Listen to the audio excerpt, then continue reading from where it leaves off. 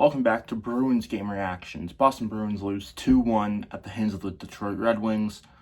7-game losing streak slides to 8, unfortunately. Boston played decent in this game. Didn't play good enough to win, and unfortunately got beat by a really good goaltender. Detroit, heading into this one, was on a 6-game losing streak. And their next 9 games, there's Jasper in the background. Their next 9 games, are all going to be against current playoff teams. Montreal Canadiens are the only team that may flip-flop in or out. Effectively, it's going to be 9 games against all playoff teams. This is the final easy game, if you want to call an easy game in the NHL, for Detroit. And Boston made them work for it. They really did. 2 fights right out of the gate. One 1 minute and 6 seconds in, and the other, I believe, 2 minutes and 18 seconds in. Boston quite handedly lost both of those. Andrew Peeke and Alex DeBrincat fought in the first one. It was an alright match. Peeke had the weight and height advantage and just kind of lost it. Second fight was Jakub, and I am very forgetful of the second Detroit Red Wings player in the fight. Oh, okay. All right. Just going to sit there? All right. Well, he's going to be a little supervisor for today, I guess. Overall, they were right there. They had 13 shots. They had 17 shots at the end of the first 2 periods. Ended up with 21 on the night. This extends their streak to, I believe, 9 games, I think it was, being held under 25 shots or less. Obviously, that's a big red flag.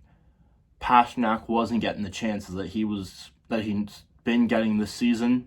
Still gets a point in this one on the power play. Because of course he does. He's got to get a point. Morgan Geekie got the lone Bruins goal. It was 2-1 heading into the final frame, and that's the way it stuck out for the rest of the game. Boston had a couple chances at the end with the man advantage, obviously with the goalie pulled.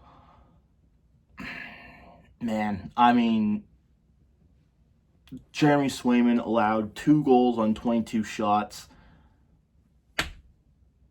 That's not bad. That improves his save percentage on the season, which isn't great. I don't know. You maybe want that first one back, just because of how clear of a shot it was. That's also Mason Lohrei making more uncommon mistake now, this late in the season. Obviously, he has stepped up to more of a minutes eater role, especially with McAvoy and Lindholm out, and now Carlo traded. Give him the rest of the season. He's figuring his way out. He's figuring his way into this league.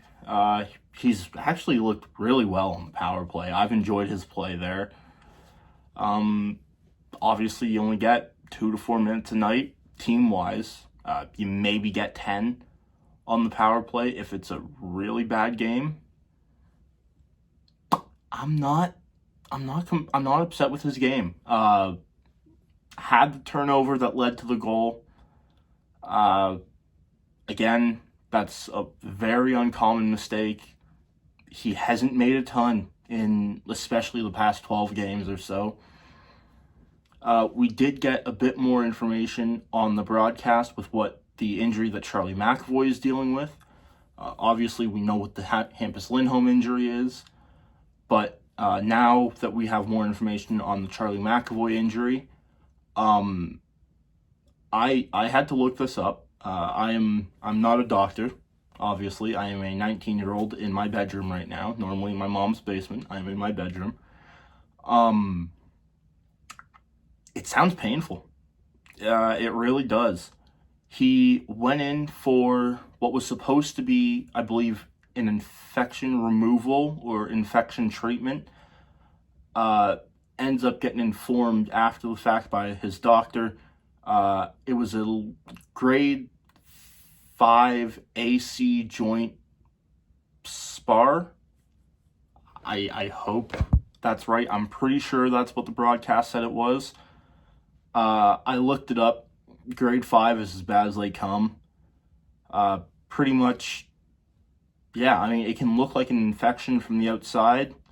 And then once a doctor gets in there, it's a separation, effectively, of two joints in your shoulder. Kind of need your shoulder to play hockey. Kind of need most of your body to play hockey, honestly. Your face might be one of the few things that can get injured and you can get away with. Shoulder's not one of them. He's been in a red non-contact jersey. He's trying to make it back for this season. I applaud his efforts. If this team's in a playoff spot, I want him back. They're not. They're not making it. Keep him out. I mean, you got, I think 3 weeks left of the season. 2, maybe. Yeah, I think 2 weeks left of the season. Keep him out. It's better for the team for next year. It's better for him. Get him the most recovery time possible. Hopefully he can come back fully healthy next season. And hopefully he doesn't have another bad injury like that. Again, I'm not sure how likely these things are to reappear. I would imagine with any injury, if it's not treated properly, it can get worse. That is presumably what has happened with this injury. But yeah, obviously you hope for the best for him. I keep him out. I mean, it's for the best for his career, for the team in the next few years.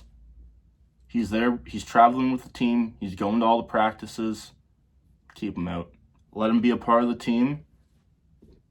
Don't even think about playing him in any games for the rest of the season. We've had the Charlie McAvoy conversation. Let's get back into the game rather. Just over 5.5 minutes into the first period, Mason Lohrei has the puck in the defensive zone. Has Pasternak about 15 feet in front of him, passes it up to him, can't quite get the pass there, and gets the puck turned over, and it's Marco Kasper who comes in one-on-one with Mason Lohrei and obviously Jeremy Swayman in net. Takes a shot, just kind of gets beats Swayman a little too clean. It did deflect off of Swayman's glove. Deflections don't matter, unfortunately. It's the way it is.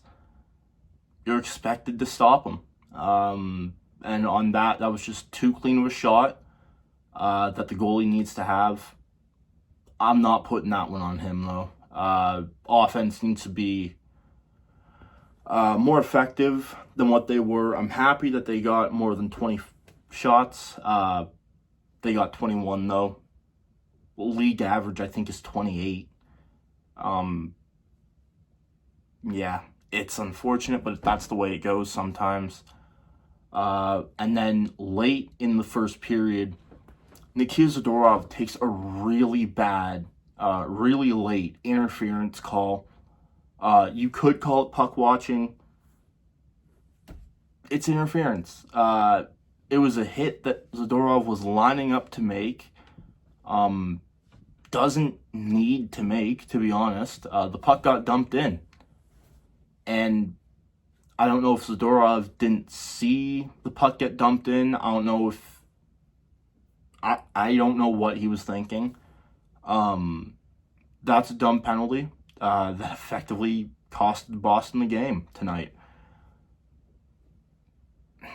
Man, I mean, I don't know.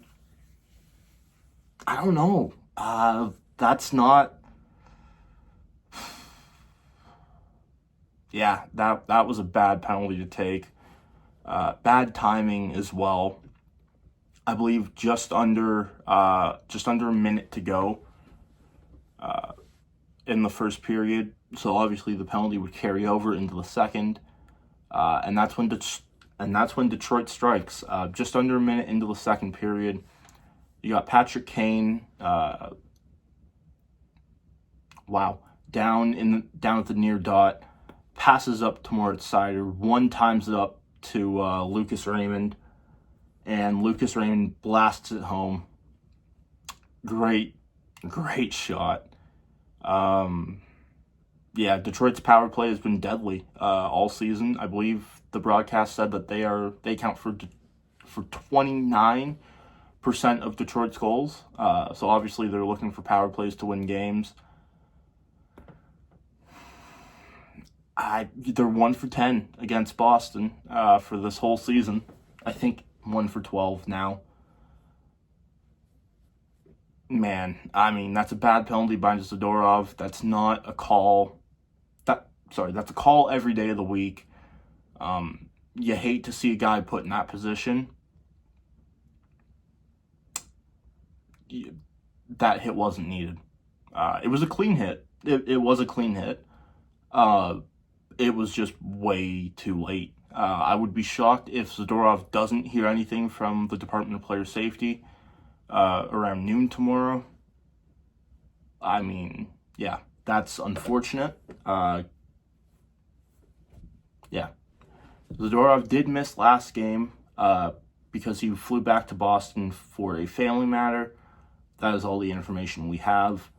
That is all the information that the media has as well. And that's going to be the way it stays, hopefully. Moving on, Boston finally gets on the board. They finally get on the board with a great deflection shot by Morgan Geekie. Mason Lohrei has it at the point, walks the line, passes it off to David Pastrnak down low. I say down low. He was at the near face-off dot, and Passa shoots it on. It was a clear set play by the Bruins power play. Morgan Geekie deflects the puck through his legs, and it's able to beat Cam Talbot pretty handily as well, I'd say. And that got Boston on the board just over a minute later. You're hoping that can change the tide in the game. It did for a couple minutes. Detroit just took it back over, though. One thing to note, Boston was out shooting Detroit through about halfway, maybe to the end of the second period, I think. They held Detroit to only one shot for quite a while in that second period. Unfortunately, that one shot ended up as a goal. I mean, overall, as I've said, it wasn't a bad game. One man and his line mates doing all the work again, unfortunately. How could I forget? Brad Marchand officially joined the Florida Panthers organization and took part in his very first game as a Florida Panther. I parked my butt in front of the TV and I watched every minute of that game. Boy, he looks like he's having fun. And that's all I can ask for him. We love him. I don't think anyone has anything bad to say about him. Guys on the ice might have some bad things to say about him. Anyone who cheers for this team, I don't think they have anything bad to say about him. He's been a great member of the organization. I've done all this already. I'm not going to go through it again. Brad Marchand picks up a point in his first game as a Florida Panther. His line actually did all the work. He wasn't on the ice for the first goal. Florida beat Utah 2-1 in overtime, but he was on the ice and he got an assist on the game winner. I'm going to be doing the Providence Bruins Calder Cup playoff game recaps when those playoffs start up. As for the NHL, I'm going to leave it as it is, but I hate to say this. My team this year is the Florida Panthers. That's going to be my pick for the Cup. I want to see Marchand get another Cup. If this is it, if he comes back to Boston, I'm not sure. I want him to retire with 2 at least. And Florida gives him the best chance right now. So that's going to do it. Thank you all so much for watching. Click like if you liked. Click subscribe if you enjoyed. And I believe this is the second game in 8 days for the Boston Bruins. I do not believe they play until Tuesday. I hope that's right. So yeah, we'll be back then for another Bruins game reaction.